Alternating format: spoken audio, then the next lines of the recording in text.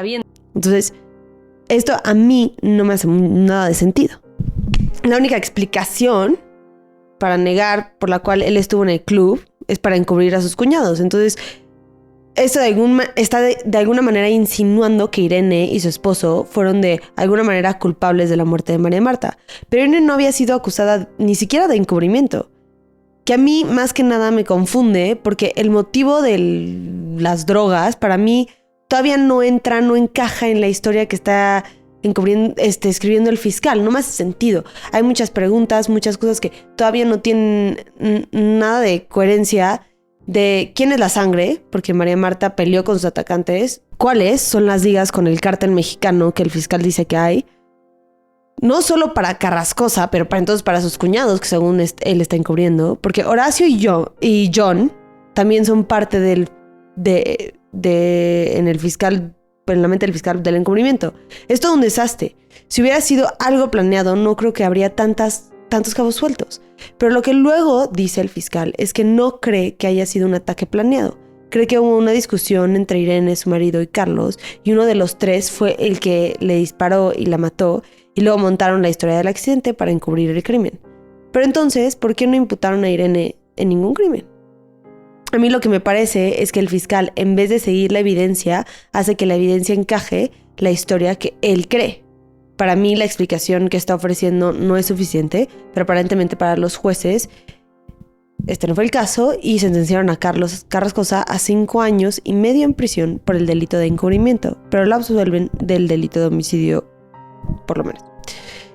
Que creo que fue la decisión correcta basada en la evidencia presentada. No sé lo del encubrimiento, eso tampoco me encaja.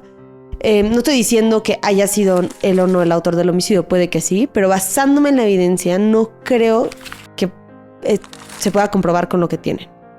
Encubrimiento fue un cargo que obviamente sintieron que la evidencia justificó, una sentencia, pero al declararlo culpable no se solucionan muchas dudas.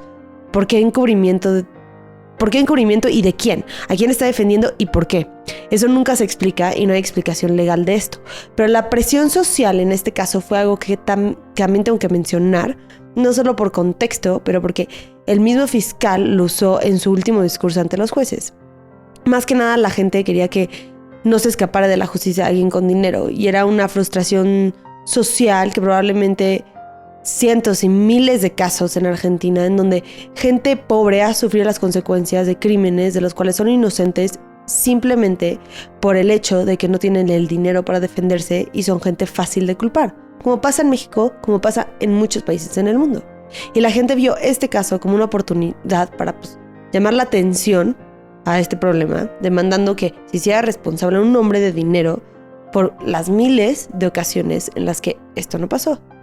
Y puedo no que esto haya influido en las decisiones de los jueces, pero era una realidad que en este caso tenía muchos ojos encima y había mucha presión social. El resultado iba a tener un impacto muy grande de una manera u otra. Pero este no fue el final del caso, porque 2 años después de esta primera sentencia, en el 2009, gracias a la apelación del fiscal Molina Pico, unos jueces revisaron el juicio de Carlos Carrascosa y lo declararon culpable de homicidio y cambiaron su sentencia a cadena perpetua.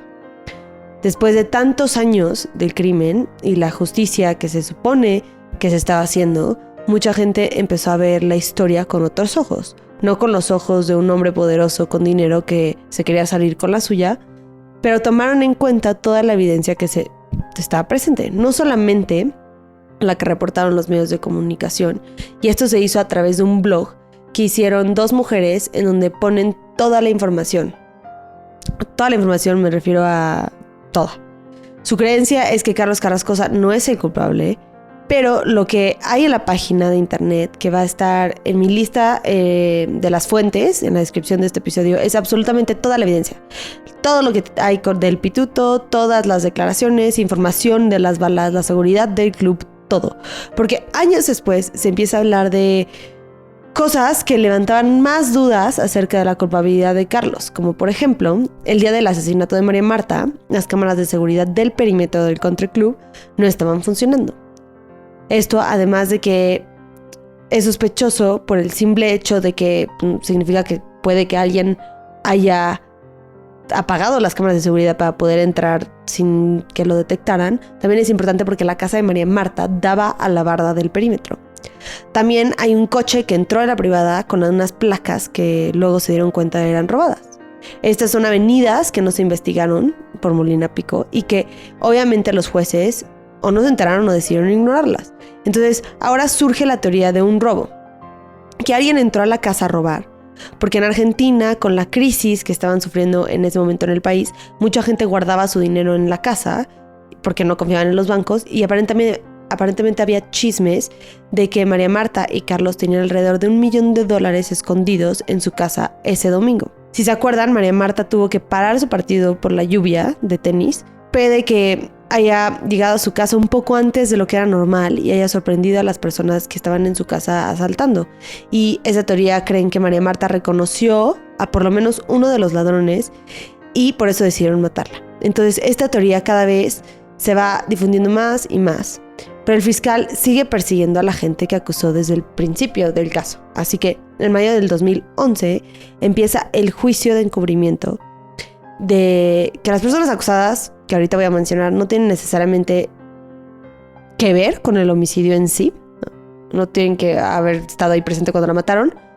Los fiscales a cargo de este juicio, que no son Molina Pico, tienen solamente que comprobar que le mintieron al fiscal o a las autoridades o que no hablaron cualquier dato que apuntara al homicidio y lo escondieron conscientemente.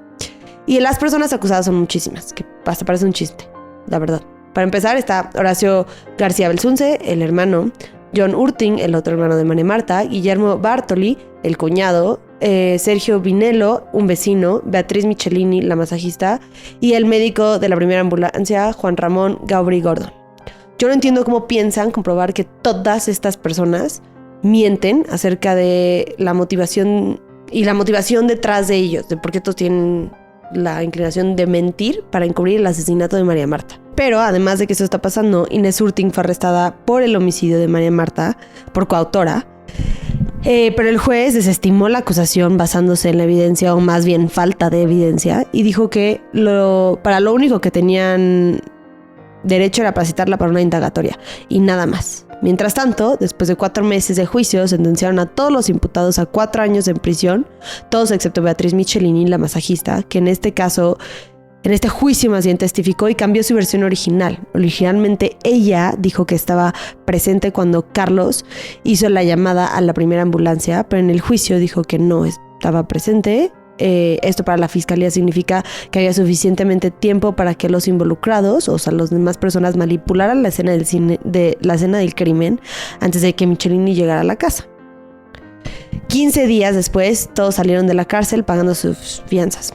Y Carlos seguía en la cárcel hasta que cumplió 70 años y por ley pudo pedir en vez de la cárcel, pues arresto domiciliario, el cual se le fue concedido, y en el 2016 pidió una apelación de su sentencia a la Corte Suprema de la Nación, la cual ordenó que se revise la condena de Carlos Carrascosa, que para este punto tenían un peritaje nuevo muy importante para la defensa que tenía que ver con las fracturas de las costillas en el cuerpo de Marta. En la autopsia se pudo observar que las fracturas se hicieron después de la muerte de María Marta, probablemente en la labor de intentar resucitarla. Por ende, no había sangre alrededor de las fracturas, lo que les ayudó a estimar el tiempo de muerte a más tardar a las 6:30 de la tarde. O sea que si estuvo en la casa de sus cuñados o en el club, es poco importante, porque tiene coartada para el asesinato. Es imposible que haya sido él. Y lo absolven 7 años después de que fue sentenciado por el homicidio. Pero todavía falta saber qué es lo que le pasó a María Marta. Si él no es y nunca fue, entonces, ¿quién es el asesino o asesinos y en dónde han estado tanto tiempo? Y en el 2017 es cuando vuelve a entrar en el foco del caso Nicolás Pachelo. Esto es porque fue arrestado por el crimen de robo en casas de otro fraccionamiento. La evidencia en este caso son las cámaras de seguridad y además de este crimen lo vincularon en la venta de drogas en una discoteca. Y 2 fiscales decidieron tomar el caso de María Marta y decidieron formalmente investigar a Pachelo. Y en el 2018 empezó su juicio por homicidio junto con 2 exvigilantes del country, a quienes también acusaron. Pero aquí hay muchas fallas y contradicciones en el sistema que solo impiden que se haga justicia. Porque para empezar, Carlos Carrascosa estaba en libertad, prácticamente absuelto, pero técnicamente no. Oficialmente no habían confirmado su absolución.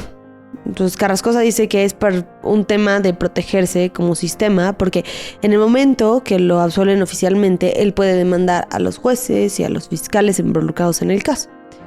O sea que el juicio contra Pachelo queda como coautor del homicidio. Tiene que ser comprobado que fue coautor de Carlos, que no tiene nada de sentido.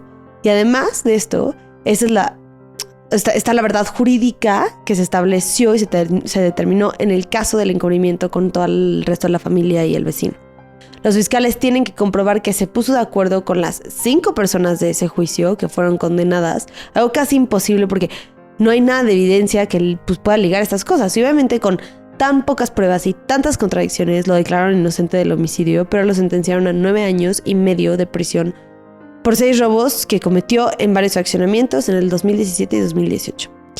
Y en el 2020 fueron sobreseídos Horacio John y el vecino Sergio Vinelo por encubrimiento. Al médico Gordon lo absolvieron en el 2015 y Bartoli murió en el 2014 antes de que se resolviera su caso.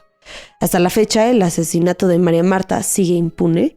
El viernes de la próxima semana cumple 21 años desde su asesinato y no hay ninguna indicación de que se llegue a una conclusión clara de los hechos, al menos con la evidencia que se tiene presente. Pero nunca sabemos exactamente qué tipo de evidencia pueden tener y con qué tecnología en algún futuro nos puedan dar respuestas a lo que pasó ese domingo lluvioso. Muchas gracias por escuchar este episodio de Así les mató. Como siempre, yo soy Emi.